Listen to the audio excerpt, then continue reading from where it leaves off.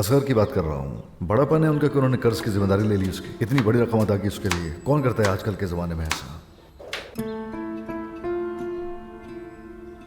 Izmir जाने वाली बात का असगर के कर्ज से क्या ताल्लुक हो सकता है? जिम, तुम क्या करने का सोच रहे हो?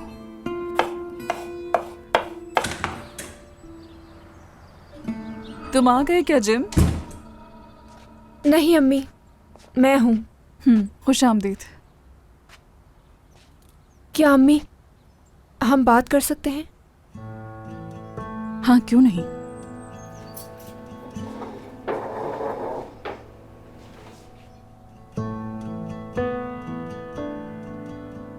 ठीक तो हैं आप? बहुत थकी हुई लग रही हैं मुझे। ठीक हूँ, मैं ठीक हूँ। तुम बताओ, क्या बात करनी थी तुम्हें? काफी वक्त से हमने साथ बैठकर बात नहीं की। मैं सोचती थी आप ठीक तो है ना? ठीक हूँ, मैं बिल्कुल ठीक हूँ। एलिया, मैं तुमसे एक बात पूछूं? असगर की कोई फाइनेंशियल प्रॉब्लम है, तुम्हें मालूम है कुछ? अचानक ये सवाल क्यों कर रही हैं? मैंने तो बस ऐसे ही पूछा। क्या तुम्हारे बाबा से उसने मदद मांगी थी इस हवाले से? तुम जानती हो कुछ तो बताओ मुझे। असल में असगर पर बोर्ड का कर्ज था। पार्ट टाइम काम ढूंढ रहा था, शायद इसीलिए उसने बाबा से मदद मांगी हो। क्या तुम्हें इसके अलावा कुछ मालूम है? आप इस वजह से परेशान थी क्या अम्मी? नहीं, मैं परेशान क्यों होंगी? तुम्हें ऐसा क्यों लग रहा है? वो तो बस आयशा की एक बात जहन में अटक गई थी, वरना ऐसा कुछ नहीं। ठीक हूँ मैं। मेरी प्यारी अम्मी, चले अब मैं अपने कमरे में जा रही हूँ।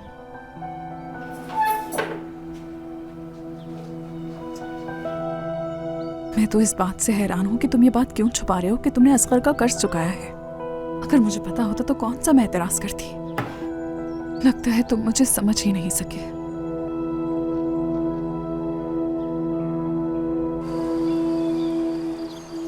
जुआ? तो आपने उसे जुए का बोल दिया? उस वक्त मुझे जो समझ आया बस कह दिया, लेकिन दिल तो उसका टूटा होगा इस बात से भी। असल बात जानने से बेहतर है ये। हाँ, ऐसा ही है। ये जानना कि उसका बाप इतना बीमार है कि मरने ही वाला है, इस बात से तो बेहतर ही है जो मैंने कहा। जी अंकल, आपके दर्द को समझ सकता हूँ मैं। देखें, ये मुश्किल ज़रूर होगा आपके लिए, लेकिन अपने घर वालों को तो सच बताएं। थोड़ा मुश्किल ज़रूर होगा। देखो, हम जिंदगी में हर चीज़ अपने मुताबिक नहीं कर सकते। सर्जरी का इरादा मुलतवी कर दिया है मैंने। देखो असगर, फौजा आने से पहले मैंने बहुत सख्त काम किए हैं, बहुत ज़्यादा काम करता रहा हूँ, अपनी फैमिली को बहुत नज़रअंदाज करता रहा, बिल्कुल वक्त नहीं दिया मैंने इन लोगों को। मैंने तो अपना सब कुछ वर्दा पर छोड़ दिया था, उसी ने मेरा पूरा घर संभाला, मेरे बच्चे भी संभाले। अब ये सर्जरी का इरादा कुछ खुदगर्जी लगती है मुझे। देखो, अगर सर्जरी के बाद में बच गया और उसके बाद अगर मैं अपाहिज हो गया तो कौन ख्याल रखेगा मेरा? मेरी बीवी पे एक और जिम्मेदारी आ जाएगी। वैसे भी कितना वक्त बचा है जीने के लिए? 2 साल 4 साल, इससे ज़्यादा वैसे भी क्या जी लूँगा मैं। ये कीमती वक्त में अपने घर वालों के साथ जीना चाहता हूँ।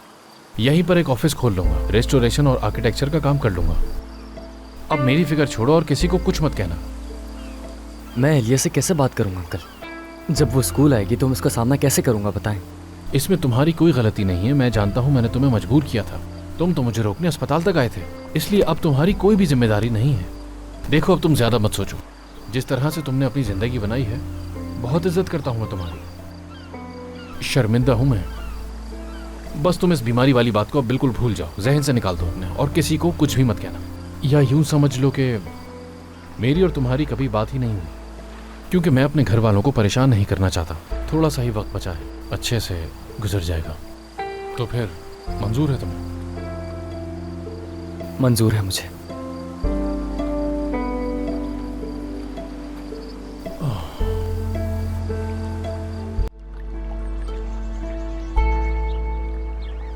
ऐसा नहीं कर सकते बाबा कभी। जानती हूँ मैं उन्हें, बहुत ख्याल है उन्हें हमारा। यकीनन वो झूठ बोल रहे हैं, ऐसा नहीं हो सकता।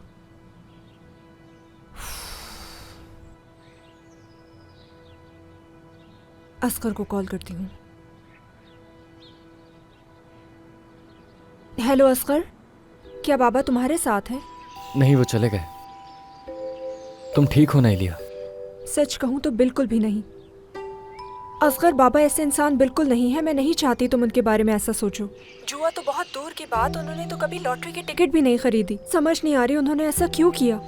गलती किसी से भी हो सकती है, लेकिन तुम उनसे नाराज मत हो। तो क्या हम इसे गलती समझकर भूल जाएं? उन्होंने तो अम्मी को भी बताने से मना कर दिया है। अब मैं क्या करूं असगर? देखो, जो हो गया सो हो गया। अब वो सब छोड़ चुके हैं, इसीलिए तुम भी ज्यादा मत सोचो। क्या ये इतना आसान है? देखो, अगर वो अपनी गलती के ऊपर शर्मिंदा है तो तुम्हें भी कुछ कहने की जरूरत नहीं है। मतलब तुम कह रहे हो मैं अम्मी को ना बताऊं? बेहतर यही है कि ना बताओ। असगर, पता नहीं कोई बार बार कॉल कर रहा है, रुक ही नहीं रहा। वो मुसलसल कॉल किए जा रहा है। देख लो, शायद कोई अहम बात हो। मैं फिर कॉल कर लूंगा। ठीक है, मैं तुम्हें बाद में कॉल करती हूँ। हेलो जी, कहें। हेलो, मैं समी कोनाक बात कर रहा हूँ। क्या आप एलिया हैं? जी, मैं एलिया बोल रही हूँ।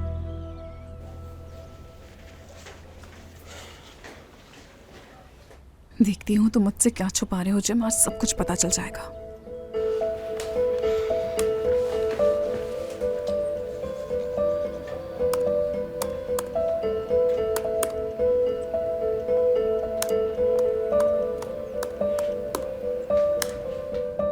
हमारी शादी की सालगिरह ही तो था। कहीं मैं गलत तो नहीं लिख रही? 1 मिनट।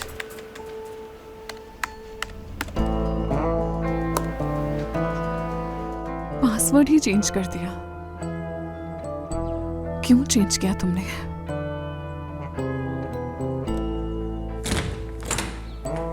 मैं आ गया। खुशामदीद। क्या कर रही हो तुम? मैं वो यूनिवर्सिटी के डिपार्टमेंट्स देख रही थी। वो लोग इजमीर के बारे में सच ही कह रहे थे। वहां तो आग बरस रही है। वाकई में बर्दाश्त से बाहर गर्मी है वहां। पिघल गया मैं तो, वाकई में। अच्छा, गर्मी थी तो असगर से मिलने क्यों गए थे अभी? बस ऐसे ही मिलने के लिए गया था उससे। असल में इतना सब कुछ हो गया हमारे साथ, उसे पूछने वाला भी नहीं है कोई, इसलिए गया था वहां। तुम बताओ, सब कुछ ठीक है ना? मैं तो आज बहुत थक गया। हाँ, सब ठीक है। वैसे भी उस बेचारे लड़के का कोई भी नहीं है। हाँ, आज के दौर में एक स्पेशल बच्चे की परवरिश करना काम के साथ साथ बहुत मुश्किल है। हिम्मत है उसकी। बिल्कुल ऐसा ही है। वो कैसे सब संभालता होगा? यानी उसके पास इतने पैसे कहाँ से आते होंगे? काम करता है वो, एक अच्छा टीचर है। तो उससे इतने पैसे कहाँ आते होंगे? बस खाने पीने का ही खर्चा होता होगा।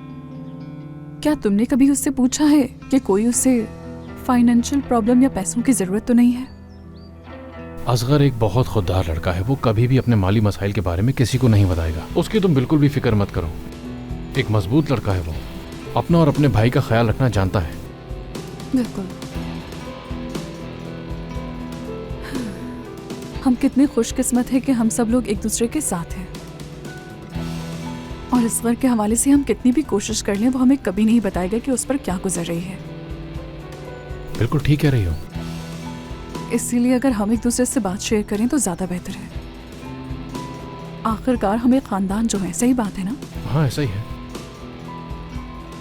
इंसान के लिए हर एक बात, हर एक राज जानने वाला, यानी वो हर राज जो काम, ताकत, पैसा और परेशानियों पर मबनी हो, ऐसा हमसफर जरूर होता है ना जिम, जो उसका सहारा बनता है। सही बात है ना?